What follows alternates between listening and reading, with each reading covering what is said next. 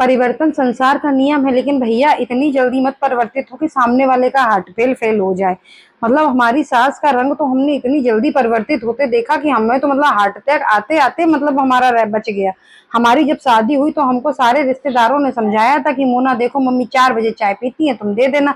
वो 4 बजे की चाय के चक्कर में हमको रात भर नींद नहीं आती थी। हम 3 बजे उठ के बैठ जाते थे कि कहीं अगर गलती से लेट हो गए तो मम्मी का मूड पर आ जाएगा, फिर वो दिन में भी खाना नहीं खाएंगे।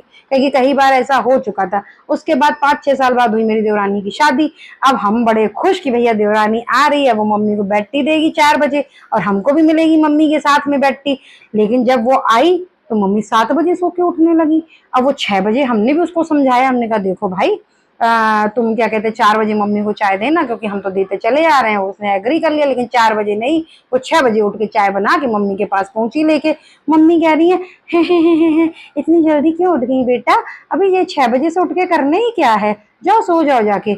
है हमारा तो हार्ट फेल होते होते रह गया, आंखें निकल के बाहर आ गई। हमने कहा ये मम्मी का हम कौन सा रूप देख रहे हैं। मतलब पल्लू की बात तो करो ही ना, पल्लू तो हमारा यहाँ तक रहता था। उसके बाद में जरा सा पल्लू खुसका तो मम्मी तुरंत कहती थी खास के मुड़ खुला है तुम्हारा।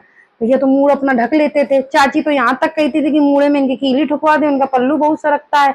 उसके बाद में जब देवरानी आई तो भैया वो बढ़िया सूट डाल के पल्लू वल्लू तो छोड़ो, अपना आराम से घूम रही हैं। और सब मम्मी कह रही हैं चाची से ही आजकल की लड़कियां साड़ी कहाँ पहनना जानती हैं, वो सूट ही पहनेंगी। और साड़ी कौन पहनता है आजकल, सब घर ही रहेंगी साड़ी, हम तो इसीलिए चढ़ाए मैं सूट ही चढ़ाए थे। तो भैया हम क्या थे, वो पढ़ी लिखी हैं सूट पहनेंगी तो हम क्या गंवार थे।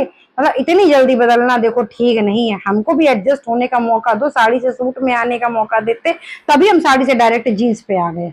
हम सूट पे आए ही नहीं कि लो बदलो, तो हम भी इतनी जल्दी बदले।